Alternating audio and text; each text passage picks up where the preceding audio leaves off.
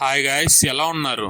ఇప్పుడే సత్యం సుందరం మూవీ చూశాను. సినిమా చూసాక నా ఒపీనియన్ చెప్పాలంటే బాగుంది గాయ్స్. ఇన్ డెప్త్ రివ్యూలోకి వెళ్లే ముందు ఎవరైతే మన ఛానల్ కొత్తగా చూస్తున్నారో వాళ్ళు మన ఛానల్ సబ్స్క్రైబ్ చేసుకోవడం మర్చిపోకండి. 2018 లో సూపర్ హిట్ అయిన 96 మూవీ డైరెక్టర్ ప్రేమ్ కుమార్ ఈసారి మంచి పల్లెటూరు కథతో మన ముందుకు వచ్చారు. స్టోరీ విషయానికి వస్తే, కుటుంబ తగాదాలతో చాలా కాలం తర్వాత సొంత ఊరికి తిరిగి వచ్చిన వ్యక్తికి ఎదురైన పరిణామాలే సత్యం సుందరం మూవీ.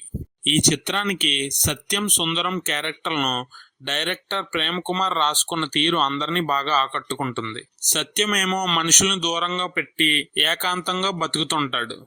సుందరం ఏమో రేలంగి మామయ్యలాగా మనుషులంతా మంచోళ్ళు అన్నట్టు జాలీగా బతికిస్తుంటాడు. అందరినీ మనస్ఫూర్తిగా పలకరిస్తూ నవ్వుతూ అందరికీ ప్రేమ పంచుతుంటాడు. కొన్ని సీన్స్ చాలా ఎమోషనల్ గా ఉంటాయి. డైరెక్టర్ వాటిని తీర్చిదిద్దిన తీరు ప్రేక్షకుల్ని చాలా బాగా ఆకట్టుకుంటాయి. యాక్టింగ్ విషయానికి వస్తే అటు క్లాసు ఇటు మాసు ఎలాంటి క్యారెక్టర్ ఇచ్చినా బాగా చేయగలిగిన నటులు కార్తీ అండ్ అరవింద్ స్వామి తమ పాత్రల్లో ఒదిగిపోయారనే చెప్పాలి. కథకు అనుగుణంగా వచ్చే కామెడీ, ఎమోషనల్ సీన్స్, మ్యూజిక్ ప్రధాన బలం. ఇంకా మూవీ మైనస్ విషయానికి వస్తే మూవీ చాలా స్లోగా ఉంటుంది అండ్ లెంతీగా కూడా అనిపిస్తుంది. ఇంకా ఫైనల్ గా డబ్బు ముఖ్యం కాదు, ప్రేమ, బంధువులు, బంధుత్వం, మంచి బంధాలు ఉండటమే ముఖ్యం అన్నట్టు ప్రేమ్ కుమార్ గారు మంచి సందేశాన్ని ఇచ్చేలా కథ రాసుకున్నారు. అందరూ సుందరం లాగే మంచివారు ఉండాలనుకోవడం కూడా అత్యాశ అవుతుంది.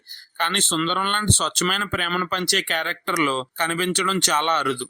ఫైనల్ గా సత్యం సుందరం మూవీ ఒక ఎమోషనల్ రైడ్. లాగ్ అనిపిస్తుంది కానీ పర్లేదు అనిపిస్తుంది. Thank you for watching this video.